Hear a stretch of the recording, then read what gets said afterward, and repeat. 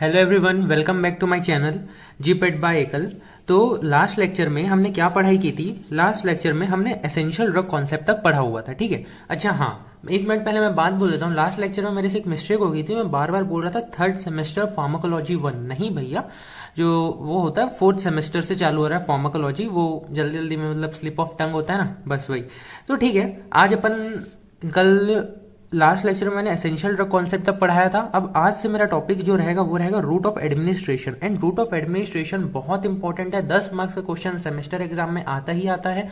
और इस general pharmacology से जीपैट में क्वेश्चंस आएंगे ही आएंगे, 110% है। कम से कम 5 से 10 क्वेश्चन जो होंगे ना फार्माकोलॉजी के जो आते हैं वो जनरल फार्माकोलॉजी से ही आते हैं। तो इससे 1 से 2 क्वेश्चन हम बिल्कुल एक्सपेक्ट कर सकते हैं कि वो जीपैट में आए। तो बड़ा ध्यान से सुनिएगा और फोकस्ड रह के पढ़िएगा, ठीक है। तो इसके नोट्स तो जैसे आप देख सकते हैं यहाँ पूरे नोट्स प्रिपेयर्ड है। एंड आर्ट के नोट्स जो है ना वो इतने super quality high quality notes हैं, आपको बहुत मज़ा आ जाएगा नोट्स पढ़ के, ठीक है। मैं इसको समझाना और पढ़ाना चालू करता हूँ। देखो, आज का जो मेरा टॉपिक है क्या है? आज का जो टॉपिक है वो है क्या? रूट ऑफ, है ना, route of drug administration. Route of drug administration, ठीक है। अब ये रूट ऑफ ड्रग एडमिनिस्ट्रेशन होता क्या है भाई? हम सबको पता है। लेट्स अज्यूम कि एक सोनू है। सोनू ने क्या किया, इसका नाम सोनू रखते हैं और सोनू को दवाई खानी है, पैरासीटामोल, है ना, पैरासीटामोल। तो क्या करेगा? या तो सोनू क्या कर सकता है, पैरासीटामोल सीधा ओरली ले सकता है ना, ऐसे ले सकता है। और अगर सोनू को पैरासीटामोल, अगर वो मान लो कि बार बार इसको ऐसा मुंह से दे रहे हैं, वॉमिटिंग कर दे रहा है, तो क्या कर सकते हैं अपन? इसको पैरासीटामोल के एक इंजेक्शन भी लगा सकते हैं। ऐसा नहीं कि पैरासीटामोल को घोल के इंजेक्शन की शीशी में भर दें और सीधा सिरिंज निकालो लगा दिए, नहीं भैया। पैरासीटामोल की अलग से सॉल्यूशन आती है, अलग से एक इंजेक्शन आता है, तो वो कर सकते हैं, है ना। तो मतलब अलग अलग रूट से क्या किया जा सकता है कि सोनू को दवाई दिया जा सकता है। जैसे कि मुंह के थ्रू दे सकते हैं, यहाँ रेक्टम के थ्रू दिया जा सकता है ना, इंजेक्शन लगाया जा सकता है, कुछ पैचेस लगाए जा सकते हैं। तो अलग अलग रूट्स होते हैं, तो उनके ही बारे में अपन को क्या करनी है, आज स्टडी करनी है। अब देखो, तो बेसिकली जो रूट्स होते हैं वो 2 टाइप्स के होते हैं। एक तो होता है मेरे पास लोकल रूट और एक होता है मेरे पास क्या, सिस्टमिक रूट ऑफ एडमिनिस्ट्रेशन, है ना, सिस्टमिक रूट ऑफ एडमिनिस्ट्रेशन। देखो, जो लोकल रूट होता है ना, लोकल रूट में क्या होता है कि जो ड्रग है वो हमारे बॉडी के ब्लड में नहीं जाता। जो ड्रग है उसका जो एब्जॉर्प्शन है ना ब्लड में नहीं होता है। जो ड्रग का एब्जॉर्प्शन ब्लड में क्या होता है, क्या नहीं होता है, ठीक है ना। वो सिर्फ और सिर्फ जैसे कि फॉर एग्जांपल हम मेरे को स्किन में कहीं चोट लग गई, तो चोट लगने से हम लोग क्या करते हैं, हम लोग एंटीसेप्टिक क्रीम लगा लेते हैं, पहले अपन डिटॉल से वॉश कर लेते हैं, है ना। तो हमने टॉपिकली अप्लाई किया, लोकली अप्लाई किया, क्या इसके लिए मैंने आपको इंजेक्शन दिया कोई, है ना। वो बात अलग है कि हमको कोई इन्फेक्शन हो जाए करके हमने टिटनेस का वो लगा लेते हैं, अपन इंजेक्शन लगवाते हैं, वो क्योंकि ब्लड में कोई इन्फेक्शन ना फैले इसलिए होता है ना। लेकिन नॉर्मली क्या किया मैंने, उसको टॉपिकली मैंने क्या किया कि डिटॉल से वॉश कर दिया और कुछ एंटीसेप्टिक क्रीम लगा दिया। लेकिन अब मान लो कि किसी को ब्लड इन्फेक्शन है, कुछ केस है, तो उसमें हम लोग क्या करते हैं, हम लोग डायरेक्टली जो हम क्या करते हैं, इंजेक्शन को सीधा ब्लड में लगाते हैं, है ना। मतलब जो ड्रग है उसका एब्जॉर्प्शन कहाँ होता है, सीधा ब्लड में होता है। यहां पर जो एब्जॉर्प्शन जो होता है ना, एब्जॉर्प्शन ऑफ ड्रग किस में होता है, सीधा ब्लड में होता है। किस में होता है, ब्लड में होता है। ये होता है हमारे पास क्या, सिस्टमिक रूट ऑफ एडमिनिस्ट्रेशन, है ना, सिस्टमिक रूट ऑफ एडमिनिस्ट्रेशन। तो बहुत आसान सा टॉपिक है, इतना कोई एकदम वो क्या बोलते हैं, स्पेस साइंस नहीं है इसमें, एकदम आसान है, इसलिए हम लोग समझ जाएंगे, ठीक है। नोट्स भी बहुत ईजी लैंग्वेज में बना हुआ है। लेट्स सी, चलो भाई देखो, रूट ऑफ ड्रग एडमिनिस्ट्रेशन।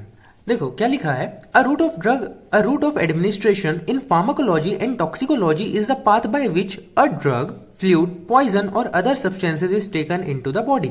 मतलब क्या होता है कि रूट ऑफ जो एडमिनिस्ट्रेशन होता है फार्माकोलॉजी टॉक्सिकोलॉजी में, वो क्या होता है, एक ऐसा पाथ जहां से कोई भी ड्रग हो गया, फ्लूइड हो गया या पॉइजन हो गया, उसको क्या लिया जाए, बॉडी में लिया जाए, है ना। is a path by which a drug, fluid, a poison or other substance is taken into the body. अब route of drug administration can be broadly classified into local route and systemic route, है ना। Local route में किया जा सकता है, systemic route में। Local route क्या, जो specific part of the body, जैसे कि कहीं स्पेसिफिक जगह वाउंड लग, है ना, कहीं घाव हो गया, कहीं, है ना, छिला गया। और सिस्टमिक रूट जहां पर जो ड्रग होगा वो हमारे ब्लड में एब्जॉर्ब होगा और हमारी होल बॉडी में स्प्रेड होगा, ठीक है। तो यहाँ पर इसलिए मैंने होल बॉडी से लिख दिया है, ठीक है। अब देखो क्या लिखा है, चॉइस ऑफ एप्रोप्रिएट रूट, कौन सा रूट चूज करें in given situation depends upon drug and patient related factor. दो चीजों पे डिपेंड करता है, एक तो ड्रग पे डिपेंड करता है, एक पेशेंट रिलेटेड फैक्टर पे डिपेंड करता है। This factors are physical and chemical properties of drug, है ना। फिजिकल मतलब देखो कि ड्रग लिपोफिलिक है या हाइड्रोफिलिक है, मैं आपको बताता हूं। फिलिक है, देखो क्या लिखा है, फिजिकल एंड, मान लो कि अगर जो ड्रग है वो क्या है, लिपोफिलिक है ना, ड्रग है लिपोफिलिक है, तब तो अपन उसको क्या दे सकते हैं, ओरली दे सकते हैं, क्योंकि उसका पेट में जाने के बाद एब्जॉर्प्शन हो जाएगा। लेकिन अगर हाइड्रोफिलिक ड्रग है तो पेट के थ्रू एब्जॉर्प्शन नहीं होगा, तो उसको हमको क्या करना पड़ेगा, इंट्रावेनस देना पड़ेगा, इंट्रामस्कुलर देना पड़ेगा, ऐसा है, ठीक है। अब इमरजेंसी ड्रग और रूटीन यूज ऑफ ड्रग, अब भाई कि हम लोग मान लो कि कोई इंसान है, इसको हार्ट अटैक आ गया, तो मेरे को उसको इमरजेंसी ड्रग देना पड़ेगा ना। इसके लिए मैं नॉर्मली ड्रग अगर ओरल रूट से दूंगा तो ओरल रूट में पहले जाएगा ड्रग पेट में, फिर एब्जॉर्ब होगा, वहां से पहले डिसइंटीग्रेट होगा, है ना, डिसॉल्व होगा, डिसइंटीग्रेट होगा, एब्जॉर्प्शन होगा, डिस्ट्रीब्यूशन होगा, तब जाके ड्रग अपना एक्शन दिखा पाएगा। तो इमरजेंसी ड्रग के पास इतना टाइम है क्या? तो अगर इमरजेंसी रहेगी तो मैं अलग यूज करूंगा, है ना। कंडीशन ऑफ पेशेंट की अनकॉन्शियस है, डायरिया है, वॉमिटिंग है, अगर वॉमिटिंग हो रही है तो मैं ओरल रूट से नहीं दे सकता, डायरिया हो रही है तो मैं रेक्टल रूट से नहीं दे सकता, अगर अनकॉन्शियस है तो भी मैं ओरल रूट से नहीं दे सकता हूँ। पेशेंट की एज क्या है, अगर वो बच्चा होगा तब भी वो क्या है, वो टेबलेट को स्वेलो नहीं कर पाएगा, है ना। अब effect of first pass metabolism, है ना। भाई अगर कोई ऐसा ड्रग हुआ जो फर्स्ट पास मेटाबॉलिज्म से अगर वो ड्रग खराब हो जा रही है, अच्छा फर्स्ट पास मेटाबॉलिज्म आप लोगों को नहीं पता होगा अभी, तो आगे आने वाले लेक्चर्स में आप फर्स्ट पास मेटाबॉलिज्म बहुत बहुत बहुत अच्छे से जान जाओगे, ठीक है। तो अभी पेशेंसली बस सुनते जाओ, है ना। फर्स्ट पास मेटाबॉलिज्म में होता क्या है कि जो ड्रग होती है ना, ड्रग कहाँ जाती है पता है? ड्रग है ना, जब हमारे बॉडी में एब्जॉर्ब हो जाती है उसके बाद वो लीवर के पास जाती है ना। अब लीवर में हो सकता है, ऐसा हो सकता है कि ड्रग मेटाबॉलिज्म के बाद ड्रग क्या हो जाए, या डिस्ट्रॉय हो जाए, है ना, डिस्ट्रॉय हो जाए, या उसका जो एक्शन हो ना वो क्या हो जाए, कम हो जाए, है ना। तो मान लो कि कोई भी ड्रग हमारी बॉडी में गया और उसका मेटाबॉलिज्म हो गया तो उसका तो एक्शन कम हो जाएगा ना यार। तो हमको ऐसे भी देखना है कि फर्स्ट पास मेटाबॉलिज्म से कोई ड्रग है वो बचे। तो रूट ऑफ ड्रग एडमिनिस्ट्रेशन में क्या था, एक तो था हमारे पास लोकल रूट, है ना। लोकल रूट में हमारे पास क्या आता है, टॉपिकल, है ना, डीपर टिश्यूज और इंट्रा एट्रियल। इसको ना एकदम धैर्य से समझना, मैं एकदम आराम से आपको समझाता हूं। देखो टॉपिकली,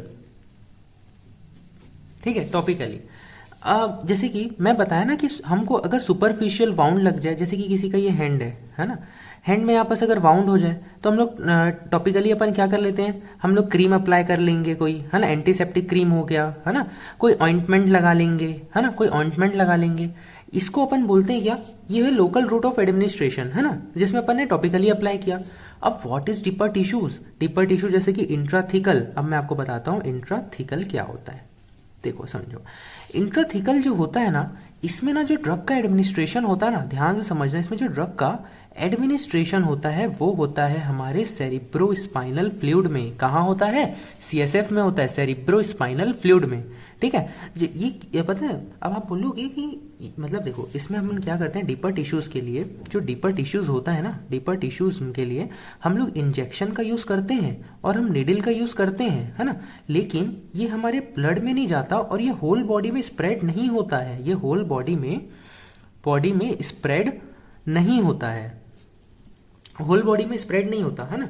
मतलब हम लोग डीपर टिश्यूज में क्या करते हैं, इंजेक्शन और निडल से लगाते हैं, है ना। लेकिन ये जो ड्रग होता है वो ना ब्लड में नहीं जाता और होल बॉडी में स्प्रेड नहीं होता। जैसे कि स्पाइनल कॉर्ड है ना, तो मान लो किसी को स्पाइन सर्जरी करनी है और स्पाइन सर्जरी के टाइम पे उसको एनेस्थीसिया देना होता है, तो क्या करेंगे, तो हम लोग ना नीडल और इंजेक्शन का यूज करते हुए सेरिब्रो स्पाइनल फ्लूइड में क्या करेंगे, ड्रग को इंजेक्ट कर देंगे, है ना। तो उसको अपन बोलते हैं इंट्राथिकल, है ना, इंट्राथिकल। अब आप एक और चीज समझना, वैसे यहाँ पर क्या, इंट्रा आर्टिकुलर क्या होता है, इंट्रा आर्टिकुलर।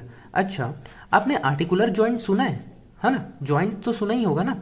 जैसे कि ये आप मान लो कि हमारा ये जॉइंट है जिसको हम लोग क्या बोलते हैं, साइनोवियल जॉइंट, है ना, साइनोवियल जॉइंट। तो अगर साइनोवियल जॉइंट में अगर यहाँ पर हम लोग अगर इंजेक्शन लगा रहे हैं, है ना, यहाँ पर, तो यहाँ पर क्या कोई ब्लड में हम लोग इंजेक्शन लगा रहे हैं क्या? नहीं भाई, हम कोई ब्लड में इंजेक्शन नहीं लगा रहे। क्या होल बॉडी में स्प्रेड होगा? नहीं होगा।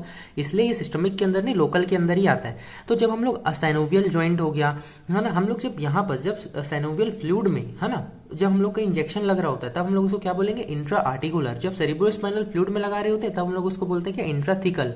और अगर नॉर्मली बोलूं तो इंट्रा आर्टिकुलर कब, जब हम लोग जॉइंट्स में इंजेक्शन लगा रहे होते हैं। जॉइंट्स में कब लगाते हैं आप देखना, शायद आप लोग कई लोगों ने देखा भी होगा, जैसे कि जो ग्रैंड पेरेंट्स होते हैं ना, उनके घुटनों में बहुत ज्यादा सूजन और स्वेलिंग आ जाता है घुटनों में, है ना।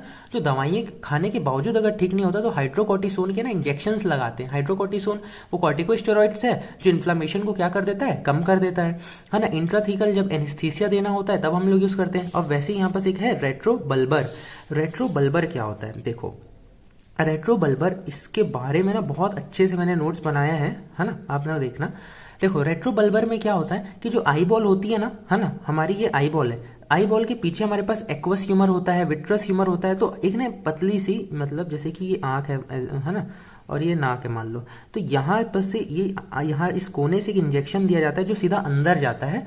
और कहाँ, हमारे एक्वस ह्यूमर, विट्रस ह्यूमर में इंजेक्शन लगाया जाता है। ये भी तब जब आई में इन्फ्लेमेशन को अपन क्या बोलते हैं, कंजक्टिवाइटिस। और जब कंजक्टिवाइटिस बहुत ज्यादा बढ़ जाता है, आपने देखा होगा ना, रेड किसी के आईज में रेड हो जाते हैं तो हम लोग बोलते हैं उसको मत देख, तेरे को भी कंजक्टिवाइटिस हो जाएगा। और जब वो कंजक्टिवाइटिस बहुत ज्यादा बढ़ जाता है, दवाइयों से ठीक नहीं होता, तब हाइड्रोकोर्टिसोन के इंजेक्शन लगाने पड़ते हैं एक्वस ह्यूमर और विट्रस ह्यूमर में।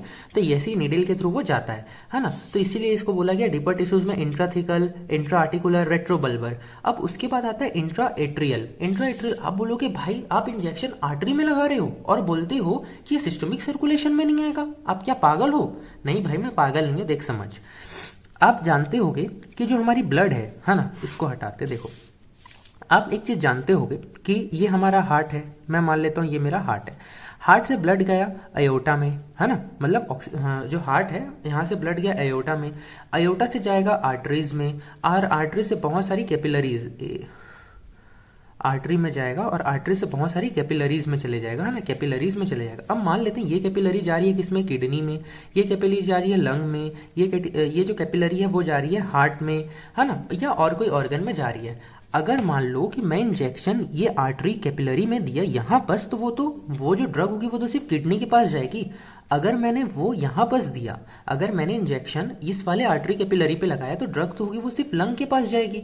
और अगर मैंने इस कैपिलरी में लगाया तो, है ना, तो हमारा जो ड्रग है वो कहाँ जाएगा, हार्ट के पास जाएगा। और इस कैपिलरी का नाम क्या होता है, कोरोनरी आर्टरी, आर्टरी होता है ना, कोरोनरी आर्टरी, ठीक है। तो वही है, तो इसलिए जो इंट्रा आर्ट्रियल जो होता है ना, वो भी इंट्रा जो आर्ट्रियल है ये भी सिस्टमिक रूट्स में नहीं आता, वो किस में आता है, वो आता है हमारे लोकल रूट्स में। अब मैं इसको पढ़ाता हूँ और इतने प्यारे नोट्स है ना, यू विल एंजॉय। देखो लोकल रूट ऑफ, देखो लोकल रूट में क्या लिखा है, simplest mode of drug administration, है ना, simplest mode of drug administration होता है। और site specific administration of a drug where the desired action is required, है ना, मतलब साइट स्पेसिफिक, जहां पर जरूरत है हम वहीं पर ही क्या करते हैं, ड्रग की एडमिनिस्ट्रेशन करते हैं, जहां, है ना। अब उसका सिस्टमिक एब्जॉर्प्शन जो होता है मिनिमल होता है, मतलब ब्लड में जो ड्रग का एब्जॉर्प्शन होता है वो क्या होता है, मिनिमल होता है, ठीक है। अब उसके बाद टॉपिकल में क्या लिखा हुआ है, drug applied to the skin और the mucus membrane and various site for the local action, है ना, मतलब जैसे कि टॉपिकल में क्या लिखेगी, ड्रग को हम लोग स्किन में अप्लाई कर देते हैं, म्यूकस मेम्ब्रेन में, for at various site for the local action, जैसे कि स्किन में अप्लाई कर दिए, नाक में अप्लाई कर दिए, आंख में, ईयर में, एनल में या वेजाइनल कैनाल पे, ठीक है। आयोडीन ड्रग का एग्जाम्पल जैसे कि आयोडीन हो गया, लिडोकेन हो गया, साल्ब्यूटामोल हो गया। डीपर टिश्यूज में क्या लिखा हुआ है, certain deep areas can be approach by using syringe and needle, है ना, by using syringe and needle, but the drug should be in such a form that systemic absorption is minimal. भैया कुछ हम लोग कुछ डीप एरियाज को क्या कर सकते हैं, अप्रोच कर सकते हैं सिरिंज और नीडल की मदद से, लेकिन वहां पर सिस्टमिक एब्जॉर्प्शन मिनिमल होना चाहिए, जो ड्रग है हमारा वो ब्लड में ना चले जाए, नहीं तो बहुत कुछ हो सकता है। अब मैंने जो समझाया ना वो सब चीज मैं यहाँ पास अच्छे से लिख चुका हूँ। है ना। जैसे कि देखो इंट्रा आर्टिकुलर इंजेक्शन में क्या होता है, प्लेस्ड इन जॉइंट्स, है ना, इसको कहाँ लगाया जाता है, जॉइंट्स में लगाया, जैसे कि हाइड्रोकोर्टिसोन इंजेक्शन इन नी जॉइंट्स, है ना। हाइड्रोकोर्टिसोन क्या होता है, कॉर्टिकोस्टेरॉइड्स होता है जो इन्फ्लेमेशन कम करता है, ठीक है। मैं बोला ना जो जॉइंट्स होते हैं उसमें सैनोवियल फ्लूइड होता है, तो इन सैनोवियल फ्लूइड इंट्राथिकल इंजेक्शन कहाँ लगाया जाता है, स्पाइनल में लगाया जाता है ना। Useful in the spinal anaesthesia chemotherapy, जैसे कि लीडोकेन हो गया, कहाँ दिया जाता है, सेरेब्रो स्पाइनल फ्लूइड में लगाया जाता है। वैसे मैं आपको बताया था रेट्रोबल्बर इंजेक्शन, ये इन विट्रस एंड एक्वस ह्यूमर में लगाया जाता है। Drug given behind the I balls, जैसे कि हाइड्रोकॉर्टिसोन एसीटेट, है ना, ये एग्जांपल है। और इंट्राएट्रियल रूट में क्या होता है, drug injected into arteries, drug को कहाँ लगाया जाता है भैया, ड्रग को किस में इंजेक्ट कर दिया जाता है, आर्टरी में। तो ऐसे treatment of malignancy involving limbs, है ना। इस जैसे कि मान लो कि ये एक हाथ है किसी का, और हाथ में ये किसी का हाथ है, और हाथ में किसी को क्या हो गया है कि यहाँ पर कैंसर डेवलप हो गया। तो हाथ में आने वाली जो आर्टरी होगी ना, है ना, ये जो हाथ में आने वाली आर्टरी होगी, इसमें मैं क्या कर दूंगा, इंजेक्शन लगा दूंगा। तो जो इफेक्ट होगा वो सिर्फ यहाँ दिखाई देगा, ना कि पूरे बॉडी में दिखाई देगा, है ना। जो इफेक्ट है वो सिर्फ इस लोकल एरिया पे दिखाई देगा, ठीक है, लोकल एरिया पे दिखाई देगा। यही चीज़ ये बोलना चाह रहा है ना, ठीक है। तो इंट्राएट्रियल रूट इतना समझ। जैसे कि कोरोनरी आर्टरी होता है ना भाई, कोरोनरी आर्टरी कहाँ ब्लड सप्लाई करता है, वो तो सिर्फ और सिर्फ हार्ट में ब्लड सप्लाई करता है। तो मैं कोरोनरी आर्टरी में इंजेक्शन लगाऊंगा तो जो हमारा जो भी ड्रग होगा वो कहाँ स्प्रेड होगा, वो सिर्फ हार्ट में स्प्रेड होगा, हमारी पूरी बॉडी में स्प्रेड नहीं होगा। लेकिन अगर वेन्स में लगाएंगे तो वो पूरी बॉडी में स्प्रेड होगा, ठीक है। तो ये हो गया हमारा क्या, हमारा लोकल रूट ऑफ एडमिनिस्ट्रेशन जो है वो होता है खत्म। और यहाँ से आ जाता है हमारा क्या, systemic route of drug administration. चलो, systemic route of drug administration क्या होता है कि जो ड्रग होता है are absorb into blood, drug जो होता है वो हमारी ब्लड में एब्जॉर्ब हो जाता है and distributed all over the body, और पूरी बॉडी में फैलता है ना। लोकल रूट में क्या था, सिर्फ एक जगह में लोकलाइज्ड होता है। अब जैसे कि सिस्टमिक रूट्स में क्या है, एक एंटेरल रूट होता है और पैरा एंटेरल रूट होता है ना। एंटेरल रूट में हमारे पास अब क्या होता है, ओरल, सबलिंगुअल, रेक्टल। अब मैं आपको बता देता हूँ एंटेरल रूट क्या होता है, व्हाइट पेज की मदद से बताता हूँ। देखो एंटेरल मतलब होता है क्या, एंटेरल, है ना, एंटेरल रूट। एंटेरल रूट में क्या होता है, सुनो, जब, है ना, जब कोई जो रूट हो, कोई रूट हो और वो पास हो रहा हो through GIT, pass through GIT, ठीक है। एंटेरल रूट क्या होता है, जब रूट जो हो ना वो जीआईटी के थ्रू पास हो रहा हो। आपको जीआईटी तो पता ही होगा ना, ये देखो जैसे कि ये है मेरा माउथ, है ना, ये माउथ हो गया, माउथ से लैरिंग्स, फेरिंग्स, है ना, मतलब पहले फेरिंग्स आएगा, फिर लैरिंग्स आएगा, फिर ट्रैकिया आएगा, फिर मेरे पास ये क्या आ जाएगा, फिर ऐसे मेरे पास स्टमक आ जाएगा, फिर ये मेरा इंटेस्टाइन आ गया, और फिर यहाँ पास कोलॉन, रेक्टम, है ना, ऐसे करते करते यहाँ पास से हमारा जो वो खाना होगा या कोई भी जो फूड होगा वो एक्सक्रीट आउट हो जाएगा, ठीक है। तो अगर कहीं भी अगर ये रूट फॉलो हो रहा है ना, इनमें से कोई भी, मान लो कि हमने ड्रग माउथ के थ्रू दिया, है ना, माउथ के थ्रू दिया, और है ना, तो वो भी किस में आ जाएगा, एंटेरल रूट में आ जाएगा। समझ रहे हो इस बात को। और मैं आपको यहाँ बता देता हूँ कि यहाँ पर से जो ऐसे नोज होता है ना, नॉस्ट्रल्स भी ऐसे यहाँ से कनेक्ट होते हैं ना।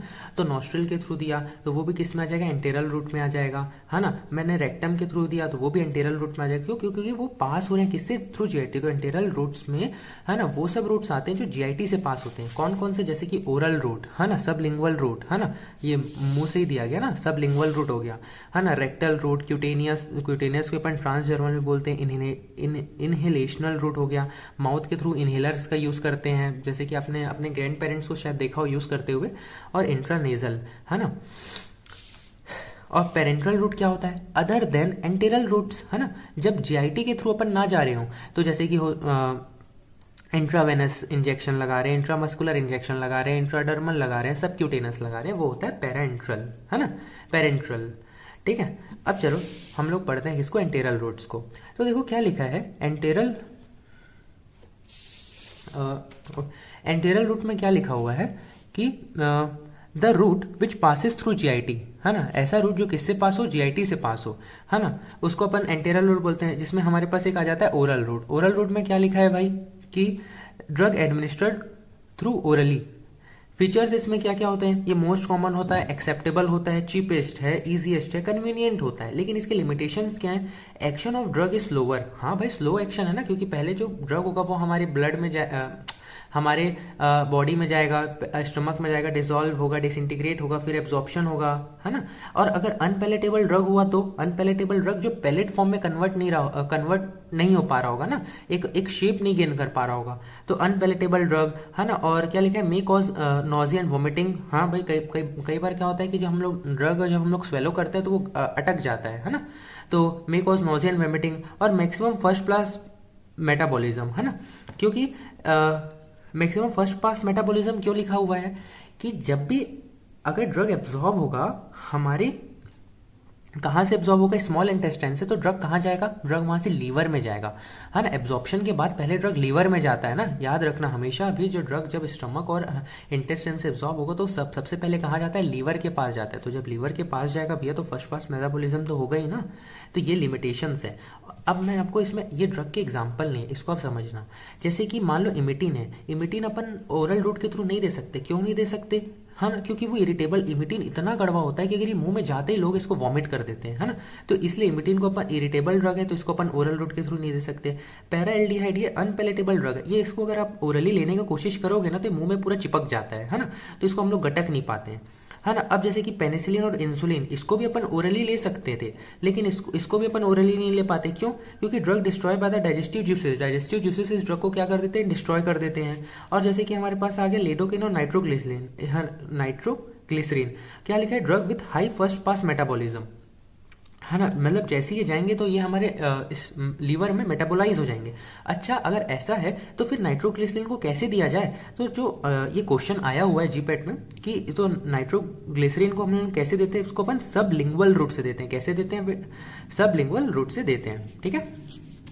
ओके, अब उसके बाद अपन सबलिंगुअल रूट को देखते हैं। देखो क्या लिखा है, drug absorb via the buccal mucosa, है ना। मतलब सबलिंगुअल रूट क्या होता है कि भैया टंग के नीचे, है ना, हमने क्या किया, हमने कोई टैबलेट लिया और उसको टंग के नीचे रख लिया। तो जो टंग के नीचे ना एक एरिया होता है, वहां पर देखना वो बहुत ज्यादा ना आर्टरी से रीच होता है ना, कैपिलरीज से रीच होता है। तो वहां से ड्रग सीधा एब्जॉर्ब होती है और सीधा कहाँ चले जाती है, हार्ट के पास चले जाती है ना। तो वही लिखा है, drug absorb via the buccal mucosa under the tongue और below the cheeks and gums, या तो चिक्स एंड गम्स के बीच में। आपने देखा होगा ना, जो तंबाकू बनाते हैं तो वो क्या करते हैं, उसको लेके अपने क्या बोलते हैं यार उसको, गम और चिक्स के बीच में दबा लेते हैं, है ना। कोई उसको टंग के नीचे दबा लेते हैं। तो वो ये सबलिंगुअल रूट हो गया, जिससे जो निकोटीन होता है ना वो सीधा हमारे फिर ब्लड में जाता है और वो उनको फिर इससे नशा होता है। चलो ठीक है। अब इसके फीचर्स क्या क्या है कि लीवर इज बाईपास, लीवर के थ्रू जाएगा नहीं तो फायदा है। And drug is spitted out after the desirable effect. जब डिजायरेबल इफेक्ट आ जाए तो हम लोग ड्रग को क्या कर सकते हैं, फेंक सकते हैं। इससे भी क्वेश्चन आया हुआ है ना जीपेट में। इसमें जो ड्रग्स का यूज करना है वो नॉन इरिटेटिंग होना चाहिए, क्योंकि हम लोग उसको माउथ के थ्रू ले रहे हैं ना भाई। अगर माउथ में इरिटेशन कॉज करेगा तो हम तो उसको वॉमिट कर देंगे, स्पिट आउट कर देंगे, है ना। तो ड्रग कैसा होना चाहिए, नॉन इरिटेटिंग होना चाहिए और साथ ही साथ हाईली लिपिड सोल्यूबल होना चाहिए, क्योंकि सीधा एब्जॉर्ब होना है उसको ब्लड में, इसलिए हाईली लिपिड सोल्यूबल होना चाहिए। और not show cardiac side effect and to declaration. मैं बोला ना कि वहां से जो भी ड्रग होगा वो डायरेक्टली कहाँ जा सकता है, हम हमारे सीधे हार्ट में जाएगा, ठीक है। तो इसलिए बोला drug should not show cardiac side effect and to declaration. जैसे कि नाइट्रोग्लिसरीन अभी पढ़ाया है ना, क्लोनिडीन हो गया, मिथाइल टेस्टोस्टेरोन। अब उसके बाद आ जाता है मेरे पास रेक्टल रूट, है ना। तो देखो क्या लिखा है, certain irritants and unpleasant drug can be put into the rectum canal, है ना। मतलब आप तो जानते ही होगे ना, फर्स्ट सेम में शायद आपने पढ़ा भी होगा, मेरे को अब आपको याद ना हो तो अलग बात है, कि डोजेस फॉर्म में सपोजिट्रीज क्या होता है, एक सॉलिड डोजेस फॉर्म होता है जिसको अपन रेक्टम कैनाल में क्या कर देते हैं, इंसर्ट कर देते हैं, या एनिमा देते हैं रेक्टम के थ्रू। जिससे क्या होता है, जिसको फीसेस अगर निकल नहीं रहे होते हैं या कॉन्स्टिपेशन हो जाता है तो वो क्या कर देता है, फीसेस को पूरा वेट कर देता है, जिससे फीसेस जो होते हैं वो इजिली क्या होता है, फ्रिक्शन लेसली निकल पाते हैं, है ना। तो वही लिखा है, certain irritants and unpleasant drugs, जो एकदम इरिटेंट हो, जो मुंह से देने पे इरिटेंट हो और बहुत टेस्ट खराब हो, उसको अपन रेक्टम कैनाल के थ्रू दे सकते हैं, है ना। फीचर क्या हो गया इसके, कि unpleasant and irritant drug can be given when the patient is having recurrent vomiting और इज अनकॉन्शियस। जब पेशेंट को बार बार वॉमिटिंग हो रही है और अनकॉन्शियस हो तब भी मैं उसको रेक्टल कैनाल के थ्रू दे सकता हूँ। अब लिमिटेशन के एब्जॉर्प्शन जो होता है इधर भैया बहुत कम होता है, इरेगुलर होता है, ऑफन अनप्रिडिक्टेबल। अच्छा, इसमें ड्रग्स कौन कौन से दिया जाता है, देखो इंडोमेथासिन, जो रूमेटॉइड अर्थराइटिस के पेशेंट होते हैं ना, जिसको अपन क्या नहीं कर पाते, मुंह से नहीं दे पाते हैं दवाई, उसको अपन रेक्टम के थ्रू दे सकते हैं, तो वही लिखा है। और ये इंपॉर्टेंट है ना, फॉर रूमेटॉइड अर्थराइटिस सपोजिटरी दिया जाता है इंडोमेथासिन का। और डायजिपाम जो बच्चे होते हैं उसको अपन डायजिपाम जो होता है, जो बच्चे होते हैं जिनको क्या होता है एपिलेप्सी, एपिलेप्सी अपने पैथोफिजियोलॉजी में पढ़ा होगा, ठीक है। एपिलेप्सी में क्या होता है भैया, है ना, वो क्या होता है कि सीजर्स आ रहे होते हैं ना, मतलब बच्चे की शरीर या किसी की शरीर ऐसे ऐसे हिलने लग जाती है ना। तो उस केस में क्या होता है, सीजर्स आ रहे होते हैं, ट्रिमर्स आ रहे होते हैं, तो ना बच्चों को हम लोग दवाई मुंह से नहीं दे सकते, है ना, क्योंकि ये ना उनके में क्या कर सकता है, नेगेटिव इफेक्ट भी डाल सकता है। इसलिए उसको क्या दिया जाता है, फॉर द हम लोग ना जो चिल्ड्रंस होते हैं उनको हम लोग एनिमा के थ्रू क्या करते हैं, डायजिपाम देते हैं, ठीक है। और फिर अर्गोटामीन हो गया, ये सबको अपन किसके थ्रू दे सकते हैं, रेक्टल रूट के थ्रू दे सकते हैं। उसके बाद हमारे पास क्या गया, क्यूटेनियस या ट्रांसडर्मल, दोनों सेम ही है। तो highly lipid soluble drugs are applied over the skin और given as a dermal patch for a slow and prolonged absorption. जैसे कि मान लो कोई इंसान है, इसका शोल्डर है, यहाँ पास मैंने क्या कर दिया, ड्रग का पैच लगा दिया, ठीक है। तो ड्रग जो धीरे धीरे इससे एब्जॉर्ब होके क्या होते जाएगा, हमारे ब्लड कैपिलरीज में जाते जाएगा और हमारी बॉडी में स्प्रेड होते जाएगा। और ये जो एक्शन है ना, प्रोलॉन्ग एक्शन है ना, मतलब बहुत दिन तक ये हो सकता है कि ये जो पैच है पूरा 1 दिन चले, 10 दिन चले। तो वही लिखा है, highly lipid soluble drug are applied over the skin और given as a dermal patch for slow and prolong absorption. जैसे कि फीचर्स क्या, लीवर बाईपास हो जाता है, लीवर के थ्रू तो ड्रग जा नहीं रही है कि लीवर में मेटाबॉलिज्म हो, और लॉन्ग ड्यूरेशन ऑफ एक्शन। और लिमिटेशन क्या है, only lipid soluble drug can be given, सिर्फ और सिर्फ लिपिड सॉल्युबल ड्रग को अपन क्या कर सकते हैं, दे सकते हैं। अब आगे आप देखो इसके एग्जाम्पल क्या है, जैसे कि फेंटेनिल है, निकोटीन है, हायोसिन है। अब उसके बाद आता है मेरा इंट्रानेजल। अरे भैया कितनों के नाक बंद होंगे, नाक बंद होता है तो अपन ऑट्रिविन ले लेते हैं, है ना, लेते नहीं लेते हैं, तो वही है, mucus membrane of the nose absorb the drug. Mucus membrane जो होता है ना नोज का, वो क्या करता है, ड्रग को एब्जॉर्ब कर लेते हैं। जो हमारी म्यूकस मेम्ब्रेन है ना नोज की, उसमें बहुत सारी पतली पतली कैपिलरीज गई हुई है भाई, वही एब्जॉर्ब कर लेते हैं ड्रग को।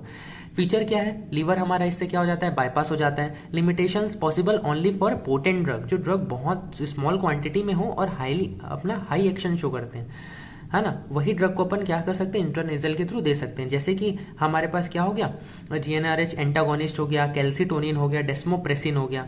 अभी ना आप क्या कर सकते हो कि कुछ 1-2 एग्जाम्पल्स आप याद कर लो ड्रग के, बहुत बेटर रहेगा आपके एग्जाम्स में लिखने के लिए।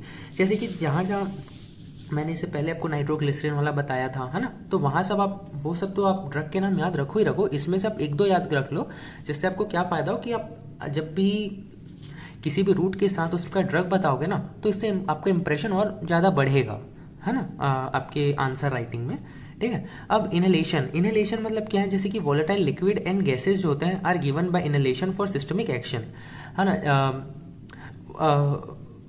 क्या लिखा है, volatile liquids and the gases are given by inhalation for systemic action, absorption takes place from the vast surface area of alveoli. जैसे कि मैंने आपको बताया था ना कि इनहेलर्स के थ्रू हम लोग क्या करते हैं, ड्रग देते हैं। ग्रैंड पेरेंट्स को देखा होगा इनहेलर यूज करते हैं, जो अस्थमेटिक पेशेंट्स होते हैं खास करके। तो वो क्या करता है कि जैसे अपन इनहेलर को प्रेस करते हैं तो मुंह के थ्रू वो क्या है, हमारे ट्रैकिया में जाता है, ट्रैकिया से एल्वेलाई में जाता है, और एल्वेलाई में उस ब्लड कैपिलरीज रीच होती है ना वो, तो वहां से उसका एब्जॉर्प्शन होता है। तो उसको वही लिखा है, फीचर्स क्या, रैपिड एब्जॉर्प्शन और क्विक एनसेट ऑफ एक्शन। जैसे किसी को अस्थमा आया, वो दे दो भैया, इनहेलर दे दो, सीधा वो ठीक हो जाता है ना।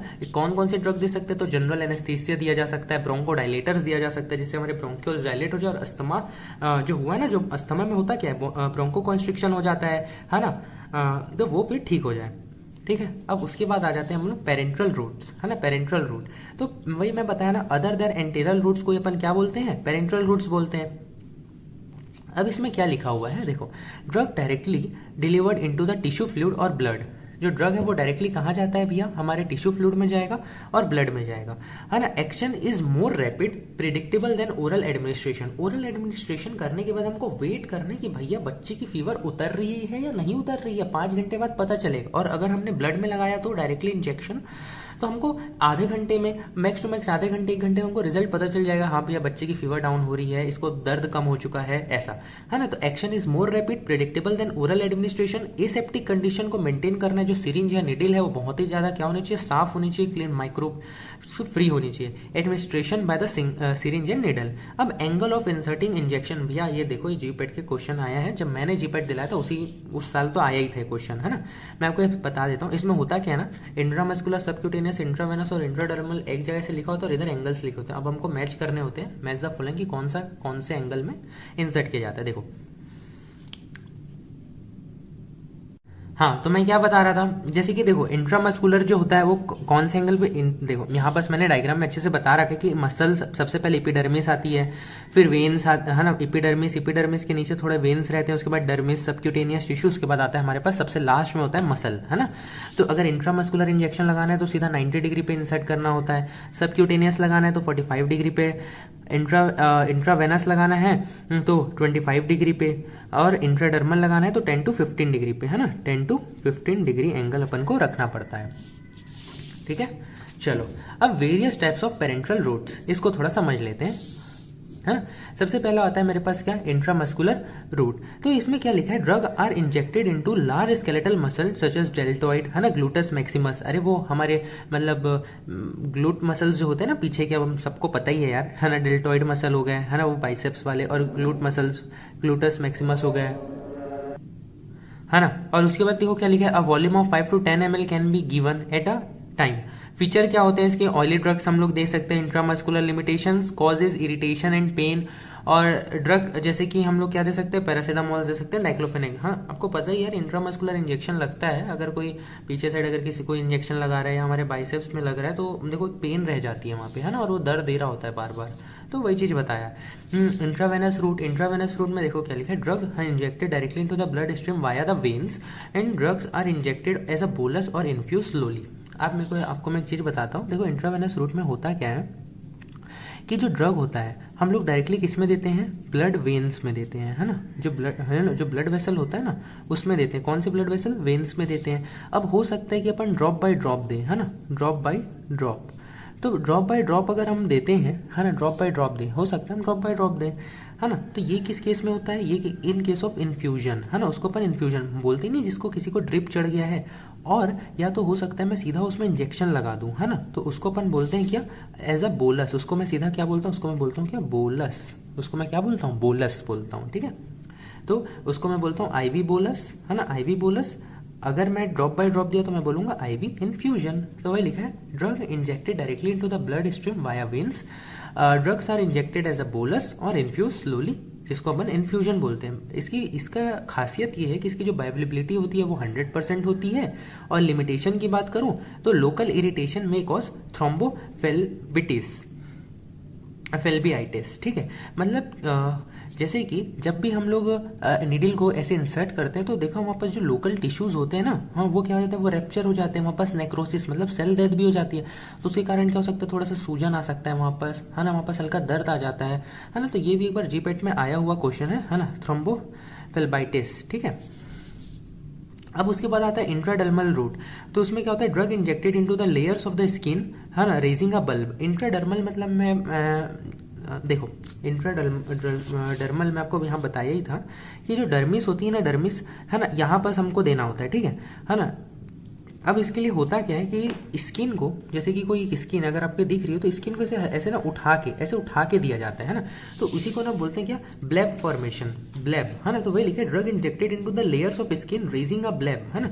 जैसे कि जो ये स्किन है ना, स्किन को ऐसे पहले उठा के फिर यहाँ पर ऐसे इंजेक्शन दिया जाता है ना, तो इसी को लिखा है क्या, हाँ, जैसे कि BCG वैक्सीनेशन। और सबक्यूटेनियस रूट आप इसको वापस से दे सकते हैं। यहाँ पर मैंने बताया कि ये हमारे पास सबक्यूटेनियस टिश्यू होता है यहाँ पर, है ना। तो वही यहाँ पर लिखा है क्या कि drug injected into the subcutaneous tissue of the thighs, abdomen and arm. Self administration is possible. Example insulin, जैसे कि जिन पेशेंट्स को इंसुलिन लगता है वो खुद ही अपने पेट में इंसुलिन लगा सकते हैं, अपने आर्म्स में इंसुलिन लगा लेते हैं, है ना।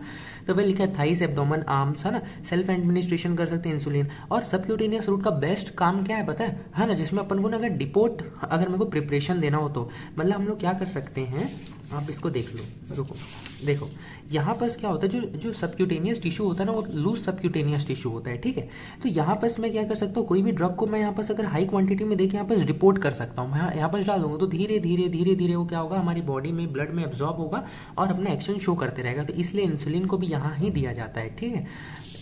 अब ये देखो, उसके बाद देखो क्या लिखा है, सुटेबल फॉर डिपोट प्रिपरेशन, जैसे कि नॉरप्लांट्स फॉर कॉन्ट्रासेप्शन, है ना। नॉरप्लांट्स को हम लोग क्या कर देते हैं, दे देते हैं किसके, कॉन्ट्रासेप्शन के लिए। तो इसके साथ देखा जाए तो हमारा पूरा का पूरा पेरेंट्रल जो रूट्स है वो खत्म हो जाता है। पेरेंट्रल रूट इसके साथ हमारा पूरा खत्म हो गया है, लोकल रूट्स भी खत्म हो गया है। तो पूरा रूट ऑफ एडमिनिस्ट्रेशन इसके साथ हमारा खत्म होता है। तो इसके जो नोट्स हैं वो आपको मिल जाएगा, इसका टेलीग्राम का लिंक मिल जाएगा आपको, जिससे आप क्या कर सकते हो, हमारा नोट्स डाउनलोड कर सकते हो और साथ ही साथ टेलीग्राम चैनल को फॉलो कर सकते हो। मतलब तो हमारा रूट ऑफ ड्रग एडमिनिस्ट्रेशन तो खत्म हो गया। अब हमारा जो नेक्स्ट लेक्चर आने वाला है वो आने वाला है फार्माकोकाइनेटिक्स के ऊपर, ठीक है। जो हमारा नेक्स्ट लेक्चर होगा फार्माकोकाइनेटिक्स के ऊपर होगा। अब आप बोलोगे कि भैया एगोनिस्ट बचा है, एंटागोनिस्ट बचा है और ये सब जो टॉपिक्स है ना, तो ये सब टॉपिक्स आपको ज़्यादा अच्छे से जब समझ आएंगे जब मैं आपको थोड़ा सा फार्माकोकाइनेटिक्स बता दूँ, है ना। ये सब चीज़ों की जो रिक्वायरमेंट है ना समझने की, वो इससे पहले जब हम लोग फार्माकोडायनेमिक जब हम लोग पढ़ना स्टार्ट करेंगे उससे पहले मैं सब, और मैंने जो जितना बताया है इस लेक्चर में वो मोर देन इनफ है किसी भी सेमेस्टर एग्जाम के लिए और साथ ही साथ जीपैट के लिए। जीपैट में भी भैया जो क्वेश्चंस अगर आएंगे तो वो इस जितने नोट्स बताया है ना इसके बाहर से, इस टॉपिक से तो नहीं आ सकते। तो दोनों के लिए कंटेंट जो सफिशिएंट है, मोर देन इनफ है। Thank you so much. अब अगले लेक्चर में मिलते हैं जहां बस हम लोग स्टडी करेंगे किसका, फार्माकोकाइनेटिक्स का। तो रेगुलर रहिए, रेगुलर अटेंड करते रहिए। Thank you so much.